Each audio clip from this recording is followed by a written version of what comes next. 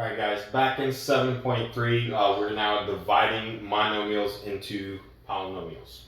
Alright, so here's how this works.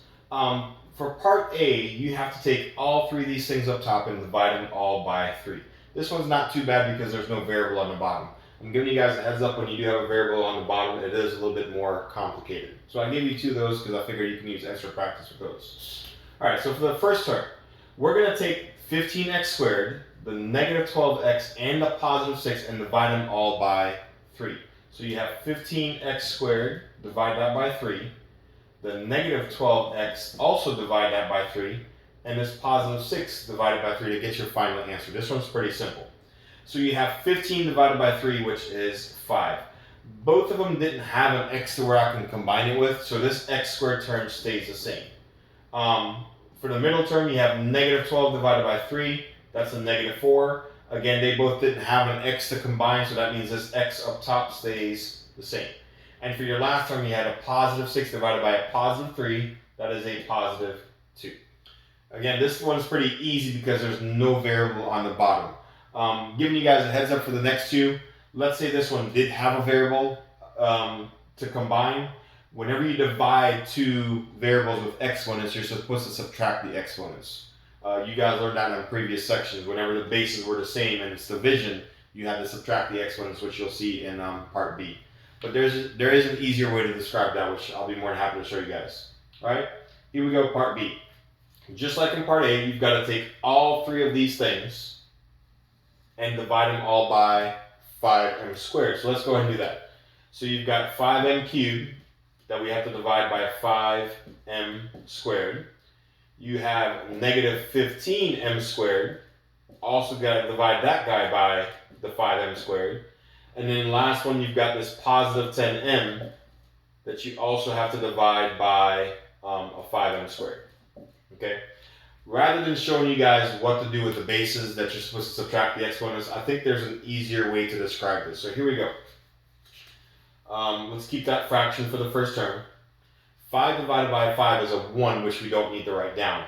If you look at the m's, I can both cancel out m's since they have m's in common top and bottom. The question is, what is the most amount of m's that you can cancel out for each one? Well, the most amount, it can't be 3, because I can't cancel out 3 out of something that only has a 2, right? So you want to go with the lower one of the 2. So the most m's that I can cancel out are 2 m's. So if I cancel out 2 m's out of 2 m's, the m's on the bottom are all gone. But if I cancel out 2 m's out of 3, that means you should have 1 left, right? So up top you have that m to the first. We also said 5 divided by 5 is a 1, but in the math world we don't write 1s. So I'm going to erase this one over here and also erase that m. So this m is written over 1 for now. Second one, you have negative 15 divided by a 5. That's a negative 3. Now, if you notice, they both have the same amount of m's, and if I cancel out 2 out of each, that means they're both gone, right? This guy is also over 1. And then last one, you have 10 divided by 5. That's a positive 2. Now, how many m's can you cancel out of each one here? Because the top one only has 1, the bottom has 2. The most I can cancel out is not 2, because you can't cancel out 2 out of something that only has 1. So again, go with the smaller amount. In this case, I'm going to say I can cancel out 1m out of each one. So if I cancel out 1 out of 1, it's all gone. But if I cancel out 1 out of 2, I should be left with 1m on the bottom. Okay? So we can clean this up a little bit to get our final answer. Anything divided by 1 is itself, correct? So if I do m divided by 1, that's still m. Negative 3 divided by 1, that's still negative 3. And this you can't really divide because when you have one number and one variable, so it stays as a plus 2 over m to the first. And of course you don't need to write that first power. So that is your final answer for that one. I know this was more difficult than part A, so on purpose I created a part C, which is pretty similar to part B for extra practice. So here we go.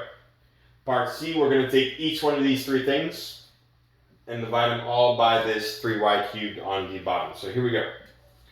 All right, you've got 9y cubed over 3y cubed. Then you've got a positive 12y squared, also divided by 3y cubed. And then you have this last guy, this negative 15y divided by 3y cubed. All right, so let's see what we can do. You have 9 divided by 3, which is 3. They both have a y cubed, and if you cancel out 3 y's out of each, that means they're both gone, right? So you just have the number 3 left. You can put it over 1 if you want to, but 3 over 1 is still 3. Now for the second one, you've got 12 divided by 3, which is a positive 4. Now here, be careful with your y's. One has 2, one has 3. So what is the most amount of y's that you can cancel out of each one? Well, remember, go with the smaller amount. That means I can cancel out 2 out of each. So if I cancel out 2 up top, they're all gone. But if I cancel out 2 on the bottom, I should still have 1 y left on the bottom. You can write y to the first, but remember on the test, they're not going to write that one. All right? Now for the last one, you've got negative 15 divided by 3. Well, that's a negative 5.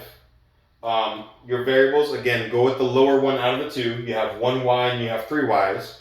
The most amount I can cancel out is the lower amount, which is 1 y. So if I cancel 1 out of 1, they're all gone. If I cancel 1 out of 3, you should have 2 left. So you'll have y to the second left on the bottom. And this weird looking thing is what your final answer is. Notice that didn't happen in part A because in part A you didn't have variables on the bottom.